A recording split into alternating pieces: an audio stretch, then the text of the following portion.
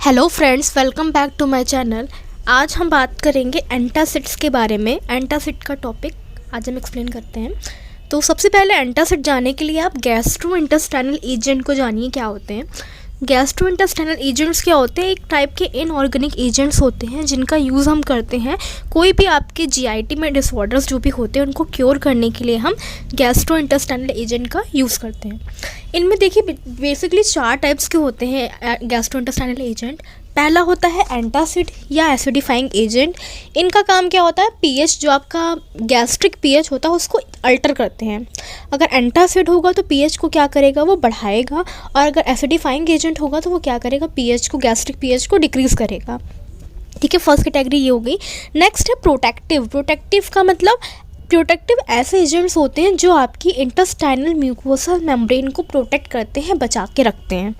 Protective का काम है कि वो आपकी जो इंटेस्टाइन जो होती है, आज जिसे बोलते हैं, उसकी जो म्यूकस मेम्ब्रेन होती है, अंदर की लाइनिंग मेम्ब्रेन है, उसको क्या करते हैं? प्रोटेक्ट करके रखते हैं। थर्ड होते हैं एडजॉर्बेंट। एडजॉर्बेंट क्या करते हैं? जो भी आपके इंटेस्टाइनल में टॉक्सिन्स होते हैं उनको जाके एडजॉर्ब कर लेंगे, मतलब अपने ऊपर उसको एडजॉर्ब कर लेंगे अपनी सरफेस के ऊपर। और लास्ट आपके होते हैं लैक्सेटिव या कैथार्टिक जिसे बोलते हो। ये यूज़ किए जाते हैं कॉन्स्टिपेशन के, कब्ज़ वब्ज़ हो जाता है तो उसको रिलीफ करने के लिए हम जो एजेंट देते हैं दैट आर लैक्सेटिव। तो हम आज स्टडी करते हैं एंटासिड्स के बारे में। एंटासिड्स क्या होते हैं? तो देखिए एंटासिड का मतलब क्या होता है? एक ऐसे सब्सटेंसेस, एंटासिड क्या होते हैं? ऐसे सब्सटेंसेस होते हैं जो नेचर वाइज क्या होंगे? बेस होंगे या बेसिक सॉल्ट होते हैं। इनका मेन काम क्या होता है कि आपकी स्टमक की जो भी एसिड होती है उसको न्यूट्रलाइज करने का काम। अगर हमारी स्टमक में क्या हो रहा है? एसिडिटी ज़्यादा हो रही है तो उनको न्यूट्रलाइज करने का काम कौन करता है? एंटासिड्स करते हैं। एंटासिड का यूज़ हम कहाँ करते हैं? रिलीफ, अगर आपके में एसिड की वजह से इंडाइजेशन हो रहा है तो उस केस में हम एंटासिड यूज़ करते हैं। अगर आपकी स्टमक अपसेट है, पेट ख़राब है, तो उस केस में आप यूज़ करोगे। सोर स्टमक हो गई है, हार्ट बर्न डिजीज़ हो गई है, तो उन केसेस में हम क्या करते हैं? एंटासिड्स को यूज़ करेंगे। एंटासिड के कंपोनेंट्स क्या होते हैं? तो एंटासिड हमने भी बताया था ऊपर कि जनरली क्या होते हैं? ये वीक बेसिस होते हैं, है ना। इनका काम था कि ये वीक बेसिस होते हैं जो आपकी एक्सेस ऑफ एसिड को, स्टमक की एसिड को क्या करते हैं? न्यूट्रलाइज करने का काम करते हैं। खुद क्या होंगे? ये वीक बेसिस होते हैं और जो आपकी स्टमक की एक्सेस एसिड है उसको जाके न्यूट्रलाइज करने का काम करते हैं। और मोस्ट ऑफ द एंटासिड्स क्या होते हैं? बेसिकली देखा गया कि ज़्यादा से ज़्यादा जो भी एंटासिड्स हम पढ़ते हैं सब के सब इनऑर्गेनिक बेसिस होते हैं। तो जितने भी आप देखोगे दे आर वीक बेसिस और बेसिकली क्या होंगे? इनऑर्गेनिक बेसिस होते हैं आपके। ठीक है, एंटासिड के कुछ एग्जाम्पल्स दिए हैं। तो एग्जाम्पल में देखिएगा कैल्शियम कार्बोनेट हो गया, सोडियम बाइकार्बोनेट, मैग्नीशियम हाइड्रोक्साइड और मैग्नीशियम ऑक्साइड। ये कुछ एग्जाम्पल्स हमने एंटासिड्स के दिए हैं। देन हम बात करेंगे एंटासिड्स की प्रॉपर्टी क्या होती है, मतलब क्या नेचर होना चाहिए। एक आइडियल एंटासिड अगर है तो उसकी क्या क्या प्रॉपर्टीज़ होनी चाहिए। तो पहली प्रॉपर्टी है कि वो पानी में क्या हो? घुले ना। They are insoluble in water. पानी में क्या हो? इनसॉल्युबल होना चाहिए, घुलना नहीं चाहिए। दूसरा है कि फाइन पार्टिकल साइज़, इनका जो पार्टिकल साइज़ होना चाहिए बहुत ही फाइन पार्टिकल्स होने चाहिए, एकदम बारीक होने चाहिए, फाइन पार्टिकल्स होने चाहिए। तीसरा है कि ये नॉट कॉज कॉन्स्टिपेशन, ये क्या करें? कब्ज ना कॉज करें। ठीक है, कॉन्स्टिपेशन ना कि कॉज ना करें। नेक्स्ट फोर्थ आपके है शुड नॉट एब्जॉर्बेबल, ये क्या हो? आपकी बॉडी में जाके एब्जॉर्ब ना हो जाए ना। नेक्स्ट आपका है स्टेबल होना चाहिए। एंटासिड्स क्या होने चाहिए? हमारा एक स्टेबल स्टेट में होने चाहिए। नेक्स्ट है कि it should not cause systemic alkalosis, ये जाके क्या करे? एल्कलोसिस कंडीशन ना कॉज कर दे। एल्कलोसिस मतलब बेसिसिटी, पीएच जो होगा वो 7 से ऊपर रेज हो जाता है, तो एल्कलोसिस कंडीशन ये ना कॉज करे, ब्लड में आपका एल्कलोसिस कंडीशन ना कॉज करे। लास्ट है कि एक्सर्ट इफेक्ट रैपिडली, मतलब एंटासिड आप ले हो तो उसका इफेक्ट क्या हो? बहुत तेज़ी से आपको इफेक्ट दिखाए। ये ना हो कि अभी आप ले रहे हो तो 10 घंटे बाद आपको उसका असर दिखाई दे रहा है, ऐसा नहीं होना चाहिए। रैपिडली आपको उसका एक्शन दिखाई दे। तो ये हो गई प्रॉपर्टीज़ एंटासिड्स की। अब हम देख रहे हैं कि क्या रिएक्शन होती है। एंटासिड जब आप खाते हो, बॉडी के अंदर जाता है तो क्या क्या अंदर बॉडी के अंदर क्या रिएक्शन चलती हैं। तो देखिए एंटासिड क्या करता है? जो आपके स्टमक में HCl होता है उसके साथ रिएक्ट करते हैं और ये रिएक्शन कॉज करेगा। भाई जब एंटासिड है जो कि वीक है, वीक बेसिस है और HCl क्या है, एक एसिड है, दोनों आपस में रिएक्ट करेंगे तो न्यूट्रलाइजेशन रिएक्शन होगा। तो फॉर्मेशन में क्या होगा, सॉल्ट और वाटर का फॉर्मेशन होगा, नमक और पानी बनेगा। तो यही देखिए रिएक्शन हमने दिखाई है आपको। पहला हम दिखा रहे हैं कि कैल्शियम कार्बोनेट हमने लिया जो कि एंटासिड है यहाँ पे, उसकी रिएक्शन HCl से करवाई तो कैल्शियम क्लोराइड बना, वाटर और CO2 गैस निकली, है ना, CaCl2 जो बना ये सॉल्ट बना और वाटर बन गया। दूसरा हम दिखा रहे हैं कि बाइकार्बोनेट के साथ में लिया, HCl बना तो नमक, पानी और CO2 गैस निकल गई। थर्ड में क्या हुआ कि हमने एल्युमिनियम हाइड्रोक्साइड लिया, फिर उसको HCl से कराया रिएक्शन, मतलब स्टमक में जो HCl था उसके रिएक्ट करा वो, तो एल्युमिनियम क्लोराइड बना लिया और H2O गैस, H2O वाटर निकल गया। लास्ट है कि मैग्नीशियम ऑक्साइड था, उसने भी HCl जो था स्टमक में उससे रिएक्ट किया तो सॉल्ट बना दिया और वाटर रिलीज़ कर दिया। ये रिएक्शन जो है ये हमारी बॉडी के अंदर चलती है। जब हम एंटासिड कोई भी एडमिनिस्टर करते हैं तो ये रिएक्शंस हमारी चलती हैं, ये रिएक्शंस होती हैं। इसके बाद अब हम बात करते हैं मैकेनिज्म ऑफ एक्शन। तो एंटासिड्स होते हैं वो बेसिकली किस तरीके से काम करते हैं, तो अभी हम बता चुके हैं कि ये न्यूट्रलाइजेशन रिएक्शन पे काम करते हैं। दैट मीन्स कि जो एसिड होता है, गैस्ट्रिक एसिड होता है, उसको न्यूट्रलाइज करते हैं। pH को क्या करते हैं, रेज करते हैं। जब एसिडिटी कंडीशन होती है तो pH कम हो जाता है, तो ये एंटासिड का काम होता है कि pH को बढ़ाना, एसिडिटी को कम करना और pH को बढ़ाना, इनका ये काम होता है मैकेनिज्म ऑफ एक्शन। अच्छा ये बताइए कि जो एसिड्स होते हैं हमारी बॉडी में, एसिड का जो बनना बढ़ जाता है, क्या क्या मतलब कारण होते हैं जिससे कि हमारी बॉडी में, स्टमक में एसिड ज़्यादा बनता है? किन किन कारणों की वजह से हमारी बॉडी में, हमारे स्टमक में एसिड का कॉन्सेंट्रेशन बढ़ने लगता है? तो हो सकता है कि अल्कोहल कंजप्शन हो, या कुछ हम बेवरेजेस खा रहे हैं, या इधर स्मोकिंग कर रहे हैं, या कुछ स्ट्रेस है, या कुछ ड्रग्स मेडिसिन हैं, उनकी वजह से क्या हो सकता है कि स्टमक में एसिड का कॉन्सेंट्रेशन बढ़ सकता है। ये क्या होते हैं, कारण हो सकते हैं। तो ये तो जनरल आपका इंट्रोडक्शन था एंटासिड्स के बारे में। अब हम क्या करते हैं, कुछ ड्रग्स, एंटासिड की ड्रग्स पढ़ेंगे, उनकी फॉर्मुलेशन क्या है, फार्मास्यूटिकल फॉर्मुलेशन, मतलब किस डोजेस फॉर्म में वो अवेलेबल है मार्केट के अंदर, मार्केट प्रिपरेशंस क्या है, मार्केट में किस नाम से आता है, उनकी स्टोरेज कंडीशंस क्या है और क्या क्या उनके यूजेस हैं, ये हम पढ़ेंगे कुछ एंटासिड्स के बारे में। तो फर्स्ट ड्रग आपकी है एंटासिड कैटेगरी में एल्युमिनियम हाइड्रोक्साइड जेल। ठीक, इसका फॉर्मूला है AlOH का होल थ्राइस, ये आपका नेक्स्ट ड्रग है।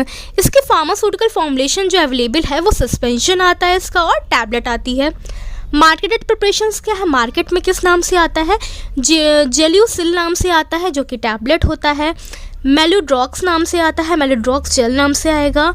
नेक्स्ट आपका जेलसिड ओ नाम से आता है, ये सस्पेंशन होता है, इपिको जेल नाम से आता है। इन नाम से क्या होता है, ये मार्केट में अवेलेबल है प्रिपरेशन। इनको अगर हमें स्टोर करके रखना है एल्युमिनियम हाइड्रोक्साइड जेल को, तो हम क्या करेंगे, उसको ठंडी जगह पे रखते हैं, लेकिन उसको फ्रीजिंग से अवॉइड रखना, मतलब उसको जमाना नहीं है, हमको ठंडी जगह पे रखना है, लेकिन फ्रीजिंग नहीं करनी है हमको। इसकी जो शेल्फ लाइफ होती है, डेट जब मैन्युफैक्चर होती है उस डेट से 2 साल तक होती है उसकी शेल्फ लाइफ आपकी एल्युमिनियम हाइड्रोक्साइड जेल की।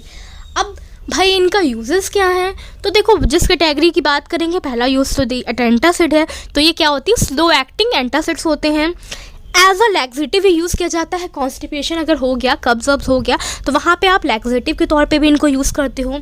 स्टमक की एसिडिटी को ये कम करता है। एज अ एस्ट्रिंजेंट भी यूज़ किया जाता है, पेप्टिक अल्सर में यूज़ किया जाता है, और हाइपरक्लोरहाइड्रिया, मतलब एसिड का कॉन्सेंट्रेशन अगर बढ़ जाता है, हाइपरक्लोरहाइड्रिया कंडीशन हो जाती है, तो उस केस में भी हम एल्युमिनियम हाइड्रोक्साइड जेल को यूज़ करते हैं फॉर क्योर पर्पस। ये तो हो गई आपकी फर्स्ट ड्रग। नेक्स्ट ड्रग आपकी है मैग्नीशियम हाइड्रोक्साइड, जिसका फॉर्मूला होता है MgOH का होल ट्वाइस।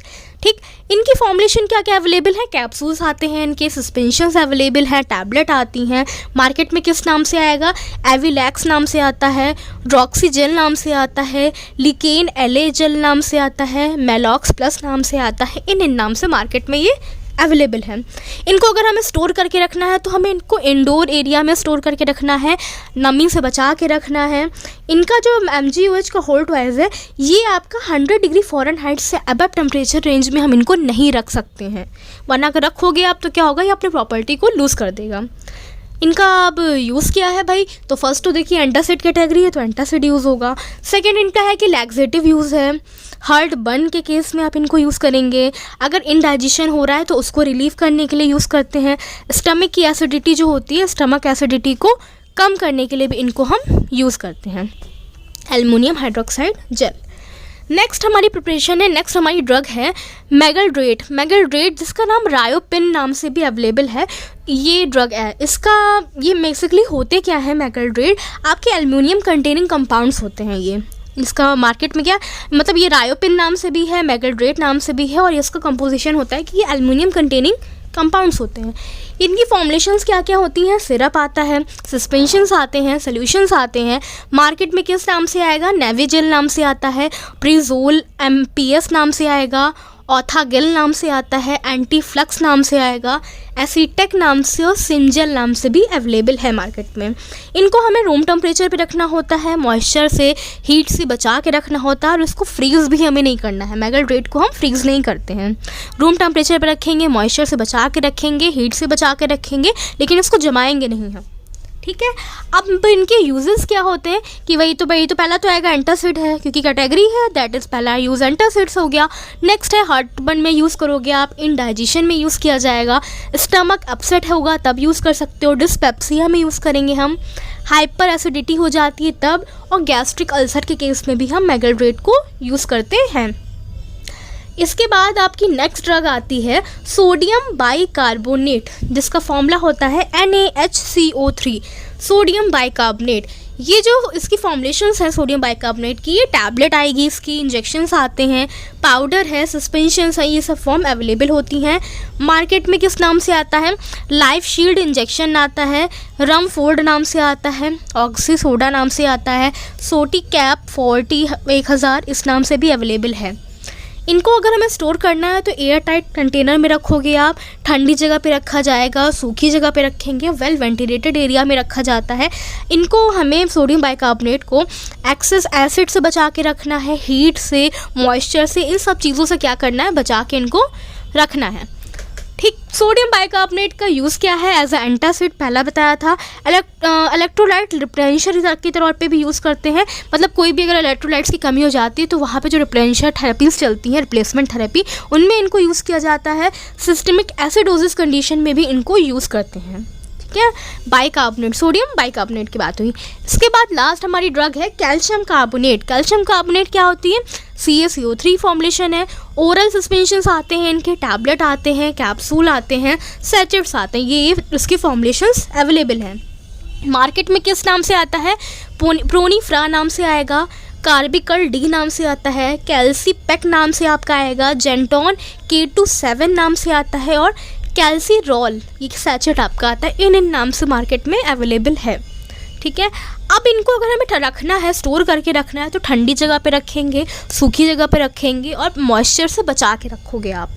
इनके जो यूजेस होते हैं, एक तो एंटासिड है आपका, एक है आपका डाइटरी सप्लीमेंट के तौर पे यूज़ किया जाता है। एसिड इनडाइजेशन हो जाती है तो वहाँ पे भी हम इनको यूज़ करते हैं। और आपका स्टमक जो है वो अपसेट है तो उस केस में भी हम क्या करते हैं, कैल्शियम कार्बोनेट फॉर्मुलेशंस को यूज़ करते हैं। ये था आपका एक एंटासिड का डिस्क्रिप्शन छोटा सा, और उसकी कुछ फॉर्मुलेशंस के बारे में, उनकी क्या क्या फॉर्मुलेशंस हैं, क्या मार्केट प्रिपरेशन है, क्या स्टोरेज है, और क्या यूजेस हैं, इसके बारे में हमने पढ़ा। चलिए, अगर फ्रेंड्स आपको ये वीडियो अच्छी लगी हो तो उसे लाइक करिएगा, शेयर करिएगा, and keep learning, keep listening.